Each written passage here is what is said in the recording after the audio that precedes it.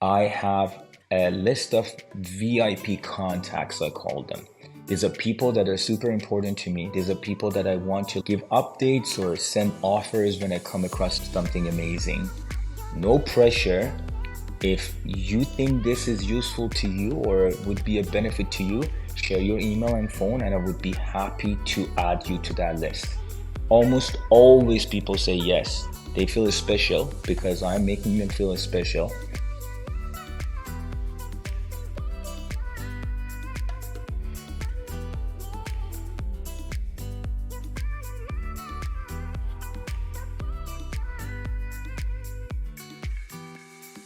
Welcome to the Raquel Show. This show is for entrepreneurs who want to play bigger in business and in life. And as many of you know, I love bringing people to this show, and you are all in for a treat because the person you're about to listen to, I met at an event that I was speaking with, and his energy captivated the room as he was the moderator. And it's no wonder why his social media is blowing up and continues to drive leads in his DM.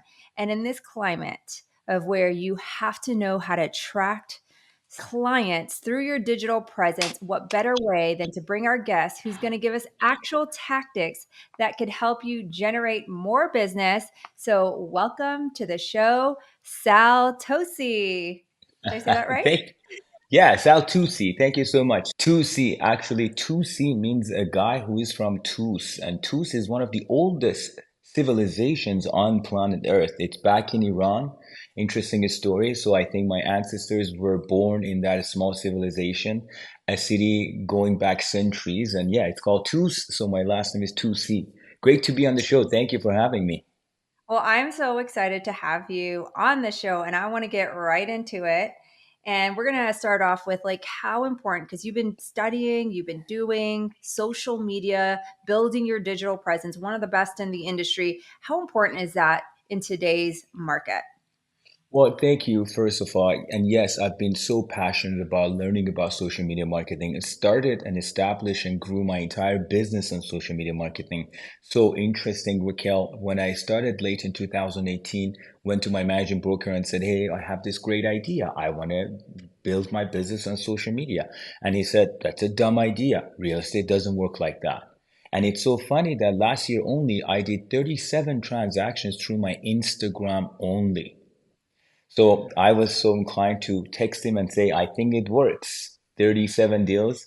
And an average transaction here in Vancouver, Canada is around $1 million. So we're talking about something close to $45 million in volume just coming from your Instagram. So it's extremely important. And I feel like moving into the future, our role as a real estate broker is changing, and it's changing really fast. It used to be like we were the gatekeepers, we had all the information. Now so many buyers and sellers know a lot more than us, so our role is more facilitating, educating, influencing, and in a lot of the cases entertaining them to stay on top of mind. So extremely important for me. What would you say some of the fastest ways today agents are using or you're using to build your digital presence? Fantastic question. I believe the fastest way to get results on social media, Raquel, is to go hyper local and to use a niche to focus on a location. And I'm not talking about a big part of a big city. I'm talking about 10 blocks of a neighborhood in a city. Just focus super hyper local. Talk about everything that's happening in that little pocket of neighborhood that you're trying to farm. Restaurants, coffee shops, events, parks, a cat missing. Anything that's happening in that neighborhood, people have to hear from you. And once you do that, I feel like that's the fastest way to get results on social media. I love it. I noticed that on your social media, you have a highlight in Farsi. How important, you just talked about 10 blocks, hyper local. How important is it to find a niche? What if you don't know what your niche is and you don't know what neighborhood is it? Like, do you see agents getting way quicker results with a niche versus just being general in all of Vancouver? Great question. I feel like it really depends on your energy and your interest in things. I always make this example. I'm like, imagine you're in Cancun, invited to your second cousin wedding.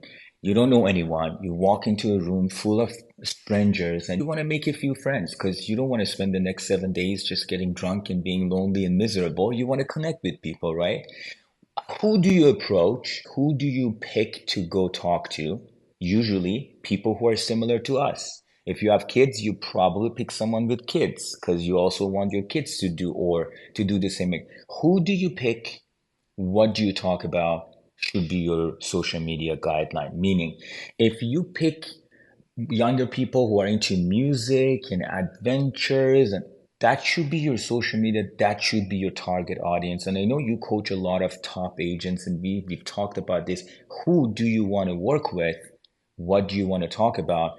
Should be your strategy on social media, not real estate at all. So I always encourage people not to talk about real estate all the time or talk about real estate as less often as possible, because people usually relate to us based on some common interest that is usually not real estate. Because if you purchased a home last year and if you're not planning to move for the next 3, 4, 5 years, real estate is just a boring, annoying topic to you. But if you love fashion or brunch or traveling or a new destination or yoga, you always want to hear about it and want to have conversations about it. So I think that's my guideline. Yeah. Do you believe in having these sometimes what they call content pillars? Like Monday, we're going to talk about fashion. Tuesday, we're going to talk about family or, like some of the things that you talked about. Do you feel that agents should have it systematized, or people that are creating their digital brand where you've got what they say content pillars? 100% content pillars or content calendars, they definitely help you stay consistent. And consistency is the name of the game in building any success, right? And social media is not an exception. If you do, if you post 5 times per week for a month and then don't post anything for 2 weeks, your results are gone. The algorithm will hate you. So having pillars or content calendars or like creating content in one setting, create enough content for a week or two, definitely help you stay consistent, which is a common problem for a lot of agents I talk with. Because creativity comes and goes. Like one day you wake up and you have all the ideas, and then 2 days later or for a few days you're like, I don't know what to talk about. So when you have a little bit of system and a structure, it definitely helps you be consistent. Now, do you have a system where maybe you batch all of your content? Because your content's really good. Do you batch all of your content in a day, or do you have a brain dump of all your ideas? And then you're like, okay, Raquel, or okay, team, I'm going to go ahead and just batch this all this week for the rest of the month. Yes, surprisingly, no. And I make a lot of content, but I have a different secret, which was what I wanted to talk about.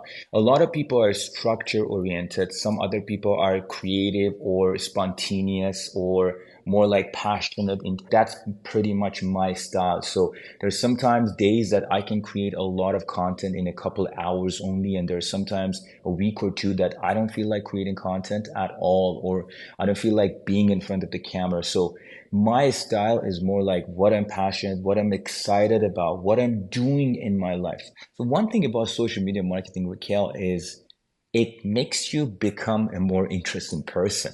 If you want to be on top of mind, you got to have an interesting lifestyle, right? You got to travel, you got to try new things, you got to learn new things, you got to make new connections. And just documenting, that's pretty much my style. I'm just documenting my lifestyle. And I'm glad that my lifestyle is interesting to some people, and that's why they're drawn to you. Yeah. What do you find is the best platforms? I think one of the biggest mistakes agents make is when they go all in on social media, they want to go all in on all the platforms and then they give up. Like you said, consistency is the name of the game.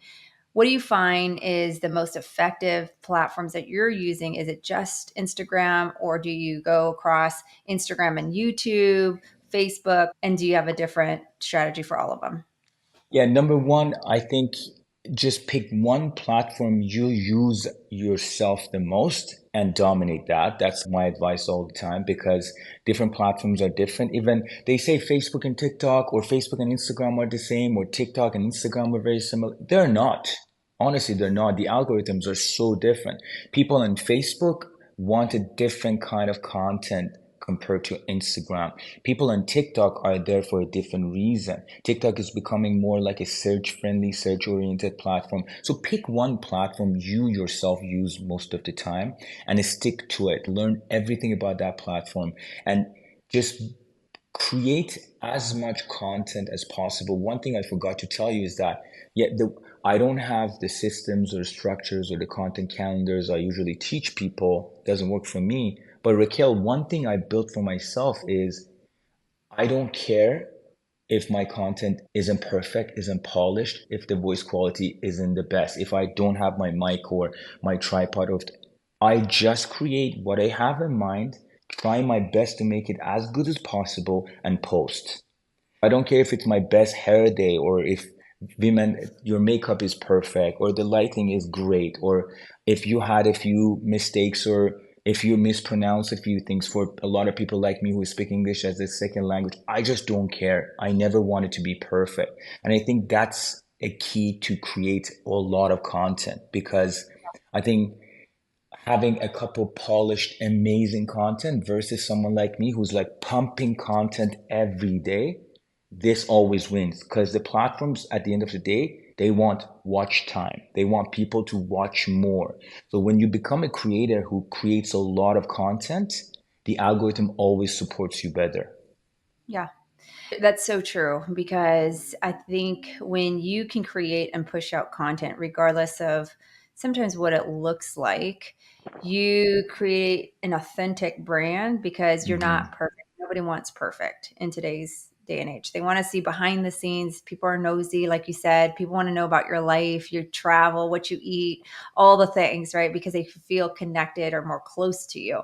So you talked about getting what 37 transactions 35 transactions through social media, just IG alone. What have been some of the ways that you have actually gotten leads?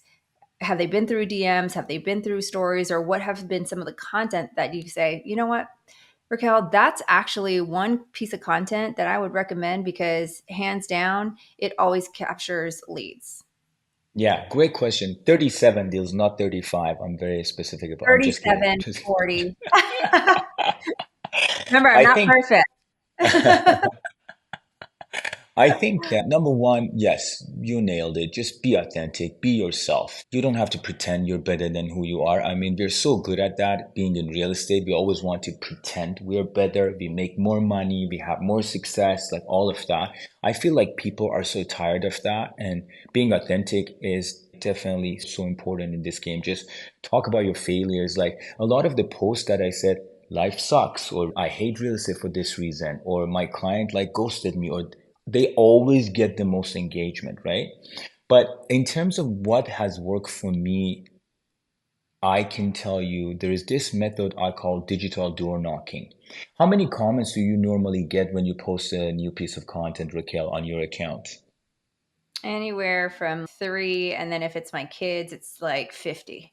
Yeah, like an average person gets three, four, five comments on a piece of content they post. So I came up with this idea. Maybe I didn't come up with it, someone else's or other people are talking about it, but I call it digital door knocking. And I feel like doesn't matter what content you post, there's so many different ideas and forums and da da da, so many different content works. I can't say if it's not educational, you're making a mistake. If you're not featuring coffee shops, you can't generate leads. Like because people have different tastes. That's why we have 300 channels on TVs or we have hundreds of different movies because people have different tastes. So doesn't matter what content you're creating, as long as you're consistent, that's good. But you can't just sit down and hope for people to DM you, come list my place, or I want to buy an apartment. Two things here. Number one, you got to be proactive. Go knock on their door, meaning go comment on their photos. If an average person gets 3 to 4 or 5 comments, if I go say, oh, that was helpful, thank you for sharing, or I love your dress, or whatever authentic about that piece of content, you got their attention. They open the door to you and they suddenly like, who is this person? They come check your profile. If they check your profile a couple times or a few times and you're consistently posting, doesn't matter what you're posting. If they're interested in what you're talking about, they're going to follow you and start getting into that funnel, right? Number two, The mindset here is not leads, is conversation. These 37 transactions did not start with, I hope they did, but they did not start with, can you tell me how much my home is worth? Or can you buy me an apartment? I think one or two I had that they were so directly, hey, I want to buy real estate. The majority starts with, what podcast do you listen to? Oh, that's a beautiful pool. Or, oh, I didn't know you go to Kelowna. Or, hey, your mom is lovely. I love how close you are with her. Or so many different topics that are not about real estate, but once you nurture, build a relationship, they turn into leads. And if you look at it that way, you can get their email or phone number, add them to your CRM. Even if you don't, once you build a relationship, you're the realtor of choice. So you don't even have to be like, my new listing, this new offering, that, this. If they like you and know you and over time on social media trust you, it's so easy. I've never been to a listing presentation with brochures or printouts. I go to listing presentations to win them, to win their hearts, to tell them, listen, I'm the same guy that you've been seeing on social media for the last 2 years. And they're like, you look better than your photos, or you look exactly like photo. Thank God, this is it. The deal is done. It's so true what you said. Conversion happens in conversations, right? And I always say DM to CRM because we're on all on rented platforms. And when you really want to build relationships, they go either in your phone, if that's your CRM, or in some type of CRM product. I think it's one thing when we do actually get leads as an agent from somebody that wants to buy real estate. How do you follow up with them? Do you guys have a system at all that you use, or even if it's something very simple of, hey, they're going to buy in 3 months, is there a follow-up system that you use, Sal? Yeah, so we use the actual follow-up boss. It's a CRM, and I honestly think there is no different as long as you use a CRM, as long as you use the basic functions, you're good to go. So if I see there is a conversation on my social media that's a little bit more nurtured, I always try to ask them for their email and phone number with this script that, listen, I have a list of VIP contacts, I call them. These are people that are super important to me. These are people that I want to give updates or send offers when I come across something amazing. No pressure. If you think this is useful to you or would be a benefit to you, share your email and phone, and I would be happy to add you to that list. Almost always people say yes. They feel special because I'm making them feel special. And then I take them and put notes into the CRM with a little bit of a note that where is the source, who these people are, a little bit about them. And then through our CRMs, they get like once or twice emails per month, like updates, deal of the week, and stuff like that. But even if you don't make it that complicated, because I'm talking now to an agent who wants to grow on social media, go from 0 deals to 10 deals. If you post a few times per week about whatever you want, if you find 10 to 15 people who are your followers or your followers that you would approach in that wedding in Cancun, like these should be people you like to talk to. I always make that example. You know that seller who calls you and you never want to talk to them? Like, why do you represent them? There's so many people out there who like to hang out with you and you like their vibes. So go find those people, 10, 15 per week, knock on their door on social media. Even if you Mm. don't use a CRM, even if you don't have a system, I promise you after 6 to 8 months, you can start closing deals. And then, of course, with systems and CRMs and all of that, you can always grow it. So, speaking of systems, one of the things that I see agents have a hard time with is time management. So, I always think, especially with social content creation, what are some of the apps or tools that you use that have helped you kind of fast track some of the things that you're posting or your Number favorite? one, yeah, number one, I feel like we are terrible at time management as real estate agents because most of the successful real estate agents are very good at sales and presentations, and our personalities are not really good organizers or time managers. That's why we had this conversation already that I need people like you to organize me or to help me prioritize. And I feel like To answer your question, it's so important because it's very time consuming. But the secret here, Raquel, is practice. I don't think the secret is this app or that app or use practice. And I feel like Instagram stories or Facebook stories or TikTok, like the stories, because they're only there for 24 hours, you gotta practice until you be so quick in putting some video out there. Because video is the ultimate form of content. If you're not doing videos, you're wasting your time. If you just want to post the slides or designs or Canva, or you're wasting your time because there are people like me who are pumping video out there, right? So the only secret is to practice as much as you can until it becomes so natural and so easy. A lot of the times, for example, they just cut the interest rates in Canada. It takes me one take to talk about this for a minute or two. One take because of practice. So I just think about it, have some keywords I want to talk about, but then when I start recording, it's done. And I Mhm. usually use a very simple app, InShot or CapCut, to make very simple edits and post. But because I've practiced this so much, the actual content creation for me takes so little time. Mhm. So I can always create, you know? If you don't practice and you're like, what? Once every 2 weeks, I'm gonna sit down with this video guy or media team. I'm gonna do my makeup. I'm gonna look my best. They're gonna bring the lights and everything. So I'm already sweating and I'm nervous. Maybe I didn't have the best morning that day. And in 3 hours, I'm gonna be at my best and create the best content. And then you don't do any practice for 2 weeks. I don't think that works. I think you just gotta do it daily until you become so natural and so quick at it. You become an expert when you do the reps, right? So Exactly. I couldn't agree with you anymore. Let's just turn back the clocks. If you had to start over, knowing what you know today, give us, like the audience that are listening or people watching on YouTube, what are three ideas agents could execute on today that could help them with their digital presence or help them with their social media to create those types of conversation for them to get leads? Three ideas. Number one, hire a coach. If I could start from the beginning, I would hire a coach, social media coach, systems coach, whatever your weakness is, because that's the cheapest investment. That's the best investment you can do in yourself. Because I'm just it's like I'm thinking about like someone who wants to start social media or want to take it to the next level is spending a few hours with someone like me. I'm not actively coaching. I'm just saying just giving them the clues is going to save them so much time. And in a lot of cases, because they start seeing results a lot faster, they stay motivated.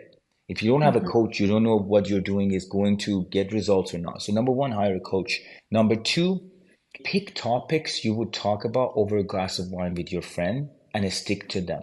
If that's fashion, talk about fashion. Don't be shy to be a fashion advisor. We are not only real estate agents. That's what I see. They're like, but my account is Raquel Holmes. I can't talk about yoga. I'm like, fuck, yes, you can talk about yoga. You're not, we don't have one dimension. Of course, you have other interests. Of course, you have other passion. So choose things you're passionate about and start talking about them. And idea number three is collaborate with local business owners and make it simple. You don't have to go to a restaurant and create a show like Netflix quality. Just collaborate with local business owners. Go to restaurants, coffee shops, spas, hair salons, whatever local is there. Doesn't even have to be local. Go to places you like. Even as easy as taking a photo of that product, talking about them, and sharing them. But make that a habit. Like when I started my social media, I did this for almost 2 years. Every week, I would feature a business and tag them. So many times they didn't tag me. So many times they didn't share me, but a lot of the times they did. So their followers started recognizing me. It's just an amazing way to grow your business through collaboration. Yeah. Quick question on your, first of all, thank you for all of the ideas. Quick question on your last point with community and collaborating with local businesses. Is hashtags at all important when you do those things? Since we're talking about social media and I'm talking to somebody that does it every single day. I never use hashtags. I think this is only my knowledge. Hashtags used to be so useful when the algorithms weren't that smart. Hashtags were like the postal codes. You share something about real estate and you would be like hashtag homes, hashtag real estate. You were helping the brain, the algorithm, to know what is this content about and who is it good for. Nowadays, even this conversation, we're talking about social media a few times. I'm gonna see ads about social media very soon after this. Like the algorithm's so smart now. So I don't think it's about the hashtags. I feel like one thing that would work a lot better now is to post the stuff with other accounts, which is a collaborator account. Let's say if I take a selfie with you, instead of just posting it and tagging you, I try to write a description that also makes sense for your audience. So it's not only about me now. I'm like, hey, connecting with business professionals is a way to grow our business, and then use you as a collaborator on that post. So then both of us post it at the same time and both of us have that on our timeline. And now you can collaborate with up to 3 or 4 people, if I'm not mistaken. So I think instead of hashtags, if I would do it today, I would collaborate on every post I could. And always remember, you need to write a caption that makes sense for them to also share. If you Mhm. say, "Oh, I met Raquel at this event and she's so amazing," and da da da, maybe Raquel doesn't feel comfortable to post something like that on her account because people would think, "Oh, why is she bragging about herself or posting this?" Does that make sense? But Yeah. collaboration, I feel a lot more powerful than hashtags. Yeah. Where do you see social media and digital marketing going? What trends do you think will happen in the future? And how do you think agents should prepare themselves to stay ahead? I love this question because I have some thoughts about it. I feel like the traditional real estate broker role is gonna go away pretty soon with the NAR that's been happening in US. I'm sure Canada is going to follow because we whatever you guys do, we follow you. I think like the buyer's agency is going to soon being faded away. A lot of the people are being smarter and more savvy and learning how to do things, or the commissions are going to be so small that they may not even make sense for brokers to do it.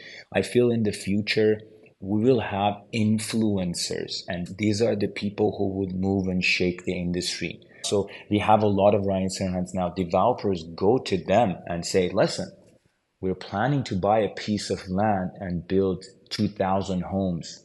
Can you get involved from now? Because you know what people want, what the trends are, and you're going to be the person to sell them all. So I think we're becoming influencers. And in a lot of industries, we're seeing that. In fitness, we see that. In coaching, we see that. In food and nutrition, we see that. In yoga, we see that. So I think our traditional role of a real estate agent, get my business card, I tour you around, is changing now. May I make an example? I'm sitting right now in Kelowna, a city 4 hours away from Vancouver, with a listing around $5 million. Do I know many people in Kelowna? No. Do I know this house better than all the agents in Kelowna? No. But do I have an influence bigger than a lot of agents here? I think yes. And I think that was the reason the seller picked me. Because I want your influence to start creating exposure so more people start seeing this house. And I Hmm. think the exposure is what sells a property, because the more eyeballs, the more attention, the more possibility for you to sell it. So I see for someone like me and a lot of agents, we're becoming like, look at Tyler Hassman. He's a good partner of mine at Real, just traveling around and featuring homes. So it's not even, you don't even need to have a license now in that Hmm. city. Because if you're the person to bring the attention to a property, people will choose you over someone who's been selling real estate in that neighborhood for 30 years, because they're like, I don't think anyone is buying this house from this neighborhood. I want someone who has people all over. So I feel like Yeah. having the influence is going to be the name of the game. Yes, I agree with you. You see it in all industries. You see it even in kids' sports today, which I was telling one of my friends. I said, people are getting paid to be in college, in high school, to play sports because of brand influence, right? Or likeness. So you're seeing it from, I think, transition all the way down at such an early age, which I think is important to stay ahead of the trends, to keep doing these videos, to keep posting so that you are front of mind. You shared a lot, Sal, and I really appreciate your time. What's next for Sal? What are you most excited that you're working on today that you could share? Thank you so much for having me. I'm a big fan of yours. When I saw you speak at that event that I was moderating, like your energy and like you're so authentic, and it's so obvious that you really are doing this to help people. Like it's not that, oh, I have, and I'm sure you have goals, and I'm sure you're doing fantastic about your, but like your business. But I love to see people who are following their hearts and their passion without like being like every month checking their bank accounts and stuff. So I really appreciate that about you. Thank you for having me. I feel like next for me is gonna be, I partnered up with this brokerage called Real a year and a half ago. Have been super excited, so super grateful for the opportunity. So I think next for me will be collaborating more with agents all across North America, specifically probably with the Persians who are my community, and trying to expand this brokerage because I partner up with them, love working with them, love everything we are doing for the agents and very soon for the consumers. So I think that will be my next focus on my social media and on my business, expanding Real. Yay, I'm excited to see that continue to grow.